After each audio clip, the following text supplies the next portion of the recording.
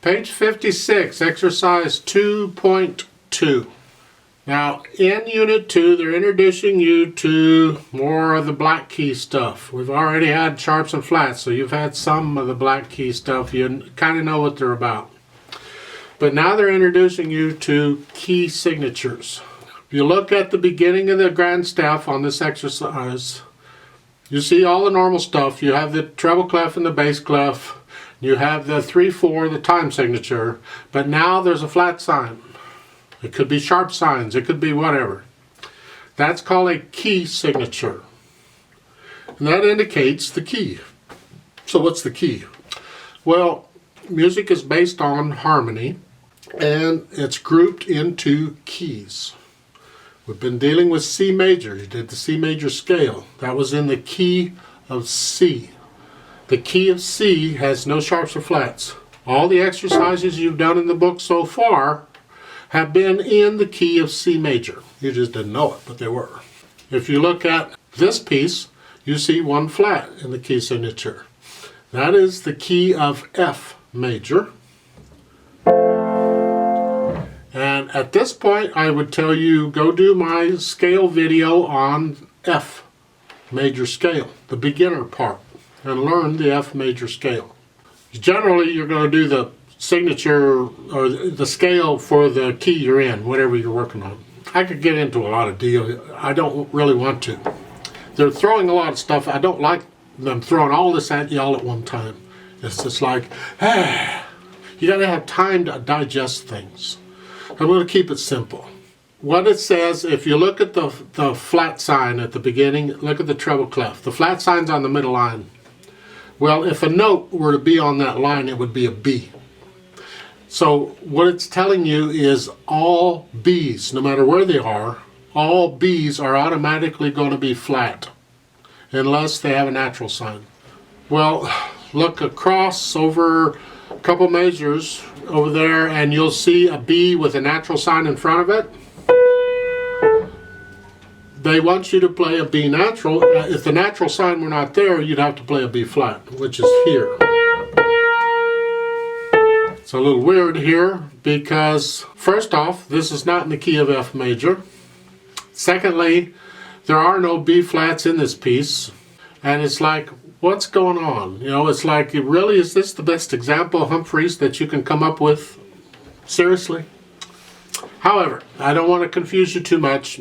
Just know that on scales, on keys, we have major scales, we have minor scales.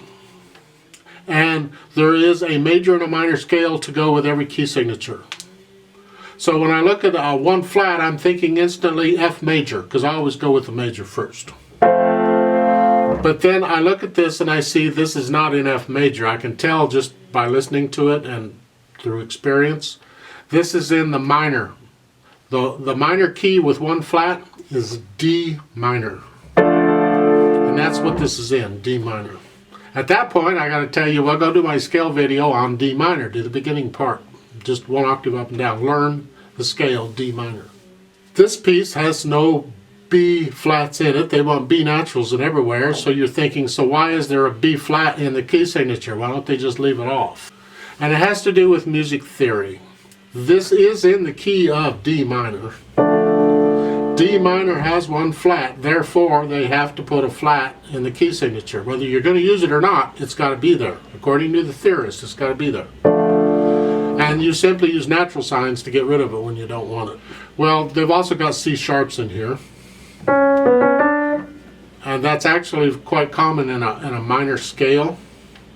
I won't get into why and all that. Just know that if it's in a minor scale, you're going to have some accidentals most of the time. So that's what we're talking about here. They talk about major and minor over on page 57, and I would really don't want to get into it too heavily right now. There's plenty of time for that later. Just know that they exist. Now, as far as this exercise goes, let's talk about it specifically. Right hand first. It has a pickup beat. We've already had pickup beats. You know what those are, I hope.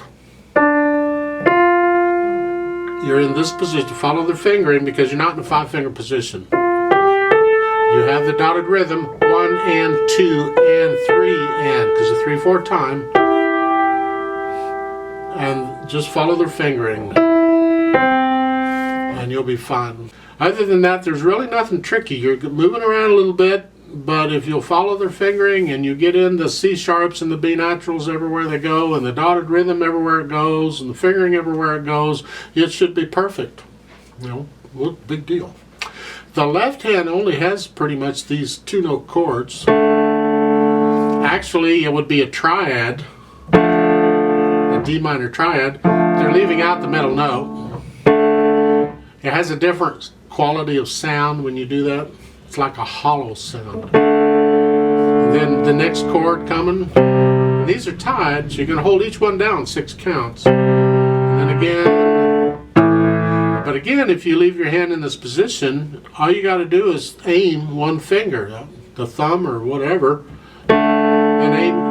You're here, go to the G. And then later back to the A, and then the E, and stay there, and your little finger should go along for the ride. So experiment, it really will help you if you can get good at that. Just remember to clasp the wrist a little bit to stay loose. Now the left hand has some other things, but you can do that okay. Then at the very end, they finally give you that triad here, but it's got an F sharp. Nice. This is a D minor triad for the key of D minor. That's what you're in, D minor. And they end it on the major triad for D major. It's actually quite common when you're in a minor key. A lot of times they'll end it on a major chord. They'll just take the middle note, take it up one. It's for effect. They don't have to. They could have ended it with D minor. There's a couple of gotchas in here, what I call gotcha, because they're trickery type stuff and they'll get you if you're not looking out. Look at the second line, the last 3 measures, last 4 measures in the right hand. Starting out with the F, dotted quarter note, and then a 3 and then a thumb on the D, because you're crossing over to get the C sharp. And then in the last measure, you're going to play that D again, but with the thumb. You're only playing it with the right hand. The left hand's tied. You see that chord, those 3 notes? There's a tie for each note in that chord. See, in a chord, if you're going to tie it, every note has to be tied, whatever you want, because you don't have to tie them all. So here, the left hand stays down, and you're just going to play the right hand in that last measure. Same thing happens at the end. The very last 2 measures of it, you're here.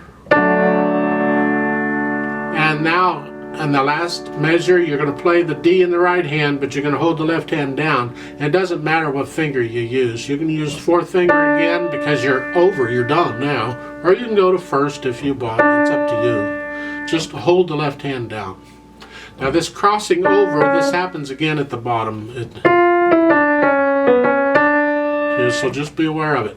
Now also, when you go like from the 2nd line to the 3rd line, you're here, but you have a quarter rest, fortunately, so this gives you a chance to move your hands, because the right hand's got to go here, left hand's got to go here. And it has to happen during that rest.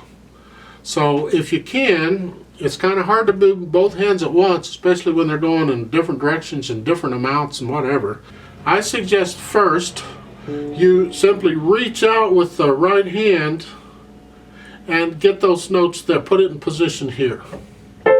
So rather than moving, just reach out during the rest. The left hand's kind of far, so you're going to have to move it. So in this rest, you're here, you're going to go here.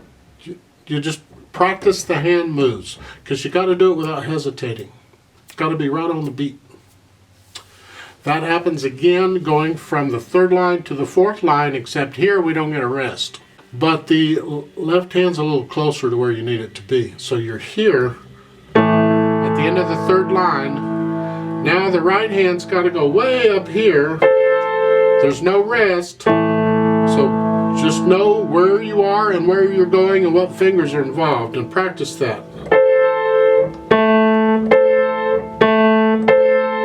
Just work on that, and then the left hand's just going to go down to here. So you got to go here to here. You just have to practice these hand moves until you can get them in time. Now, you can't connect the notes. There's a little bit of silence because it takes a little bit of time to move your hands, but try and keep the silence as short as possible. So it's here. Good luck with that. This kind of tricky fingering stuff they're throwing at you already. Work this out one hand at a time. Get the notes and the rhythms and the fingerings and all that, and once you have it, then play it with me, and we're going to go really, really, really slow.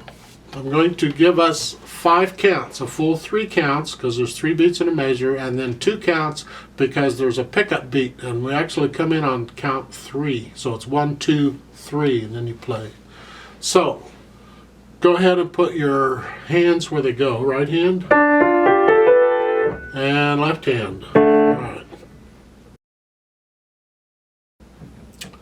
1, 2, 3, ready, go. 1, 2, 3, 1 and 2 and 3.